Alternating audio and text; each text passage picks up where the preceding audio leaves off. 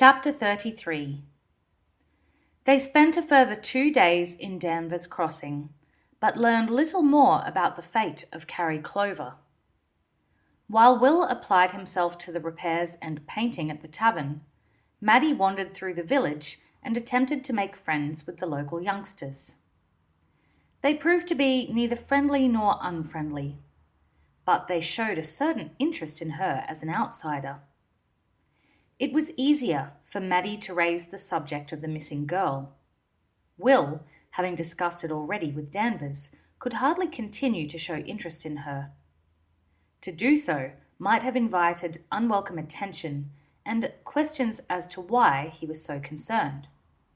He could only spend his evenings in the tavern and listen to the conversations around him, hoping that someone else might bring up the topic. Unfortunately, this didn't happen. Children, however, tend to be more forthright than adults, and Maddie could simply ask them about Carrie's disappearance, under the pretext of having heard her father discussing it with the innkeeper. She waited until she had mixed with the village children on 2 separate occasions, then bluntly raised the matter. "My da told me some girl disappeared from around here," she said. "Told me to go careful around the village, lest the same might happen to me." She was sitting by the river late in the afternoon with 6 of the locals, ranging in age from 8 to 15. The children exchanged uncomfortable glances, and for a moment nobody replied. Pretending not to notice their reluctance, she ploughed on. "So, what happened to her? Where'd she go?" The children exchanged glances again. Then one of the older boys spoke. "That'd be Carrie Clover," he said. Maddie shrugged. "Didn't say her name to me. So she ran off, did she?" There was a general shaking of heads among the group. Then a younger boy, about 10 and with blonde, unruly hair, answered her. "Didn't run off. Was taken, more like." Maddie leaned forward, feigning surprise. "Taken? Taken by who?" "You shut your mouth, Clem," the older boy said quickly. He looked at Maddie. "We don't talk about it." "Why not? What took her?" she asked. It seemed logical to press the question. The boy glanced around the rest of the group. They all wore wary expressions, except for the young boy, Clem, who was smarting at being reprimanded in front of the stranger. Finally, the older boy replied, "She was taken by a riverwhite." Maddie was watching the rest of the children, and she saw a few surprised expressions hastily covered up.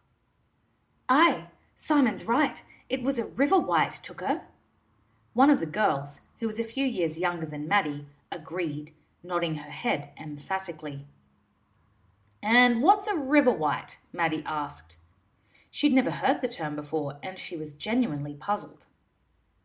The older boy, Simon, hesitated a few seconds, and she had the distinct impression he was formulating an answer to her question on the spot. "It's a river spirit," he said, "an evil river spirit. They lurk in the deep water, then suddenly dash out and seize anyone who gets too close to the bank." "We're close to the bank now," Maddie pointed out. Simon glanced at the river and realized she was right. "Aye, we are. We should move before one of us is taken." He started to rise, gesturing for the others to do the same. Belatedly, they all came to their feet. "He's lying," Maddie thought. "He's making this up as he goes along. But why?" Clem, the young boy who had spoken first, shook his head dismissively. "River whites ain't no such," he began muttering. But the girl who had agreed with Simon grabbed his arm and dragged him aside. She spoke to him in a fierce whisper. "You shut your yap, Clem. Remember what the story man said." She spoke a little louder than she intended, and Maddie overheard the words. Her mind was racing. The story man? Who or what was the story man? Having heard the word only once, she didn't realize it was a name rather than a description. But she pretended she hadn't heard the girl's words. Simon rounded on the girl. "Shut up! Both of you, shut up! He realized Maddie was watching him and continued. Now, best we all get on home. It's bad luck to talk about river whites. The others all mumbled agreement, and the group broke up, heading for their homes. One or two of them glanced back at Maddie as she remained by the river. She stepped closer to the bank and peered into the smooth, fast-running water, trying to see if there was, in fact, a river white visible. Then she realized she had no idea what such a creature might look like. A cloud passed across the sun, and the river, so cheerful and sparkling, was suddenly transformed into a dull leaden grey. A frisson of fear assailed her, and she turned away from the river, hurrying back down the village main street to the stable where she and Will were staying. What's a river white? The question burst from her lips the moment Will entered the stable an hour later. He'd finished work for the day. In fact, he'd finished all of the tasks that Rob Danvers had set for him, and no other work had eventuated. He looked curiously at her. She was sitting with her back against one of the handcart's wheels. Her face was pale, and she looked bothered. A river what? He asked, and she shook her head impatiently. Not what, white, a river white. It's some kind of creature. He shook his head, pursing his lips. Not that I've ever heard. There are barrow whites, or some say there are. They're supposed to be spirits that hang around ancient graves, although I can't say I've ever encountered one. He paused as an unpleasant memory stirred in his mind. There was an occasion many years before when he was riding to fetch Malcolm to heal the mortally wounded Holt.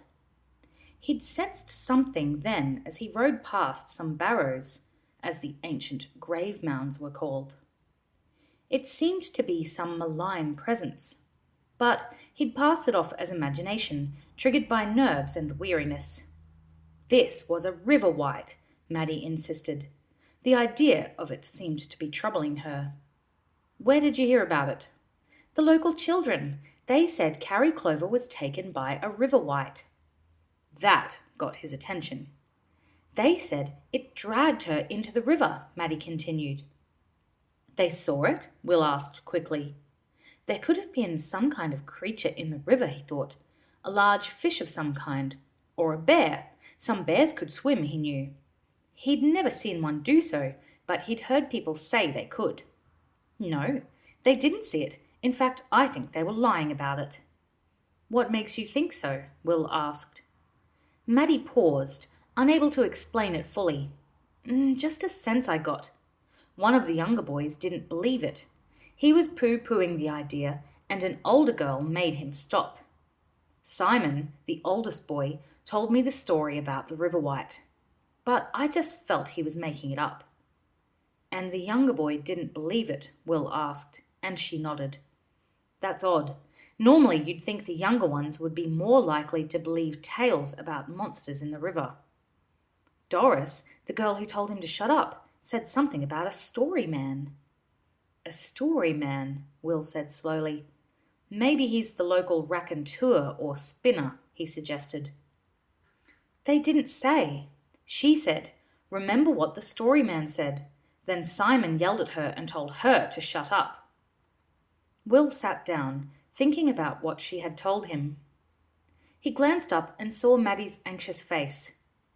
But there's no such thing as a river white, is there? Not really, she said. No, I've never heard of one, and I've been around a lot of rivers in my time. It's just a story, he said reassuringly. As he said the word story, he wondered about this storyman character. He decided he'd ask in the tavern later and see if there was a local storyteller, or spinner, short for yarn spinner, as such men were often known. Villages like this often had such people. They helped keep the oral history of the village and its people alive. It's your turn to check on the horses, he said. They had taken it in turns to slip out of the village after dark and make sure the horses were all right. Maddie looked out of the unglazed stable window. The sun was setting and the shadows were lengthening across the village.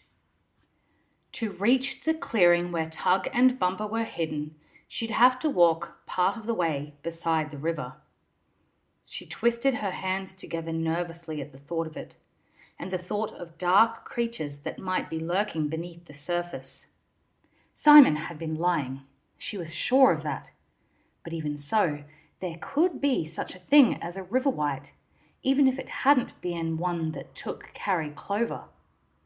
After all, Will had simply said he'd never heard of such a creature. He hadn't said definitively that they didn't exist. "Will you come with me?" she asked in a small voice. Will turned to her in surprise. He was used to Maddie being confident and self-assured. Obviously, this talk of evil river creatures had got to her. He was about to laugh at her fears, then realized that she was young, and it was getting dark, and imagination could be a terrible thing, no matter what logic might tell you. He sighed. He'd had a hard day, and he'd been looking forward to a quick nap in the straw before heading into the tavern for supper. Wearily, he rose to his feet, brushing loose strands of straw off his clothes. "Of course I will," he said. The horses, as ever, were delighted to see them. They were even more delighted to find the apples that their owners had secreted in their pockets. There was plenty of grass for them to graze on, but Will had brought a small sack of oats as well. He assumed that grass on its own would be a boring diet. He'd certainly find it so, he thought. The horses seemed to agree as they munched happily on the oats. He patted Tug's muscular neck as the little horse put his head down to the oats. "We'll be heading off tomorrow, so eat up," he said. Maddie overheard him. "We're leaving?" she said. She had been smoothing Bumper's coat with a stiff brush.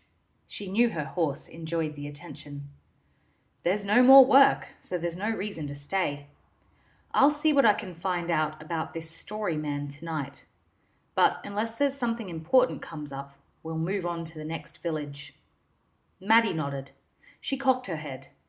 In the near distance, she could hear the rush and gurgle of the river.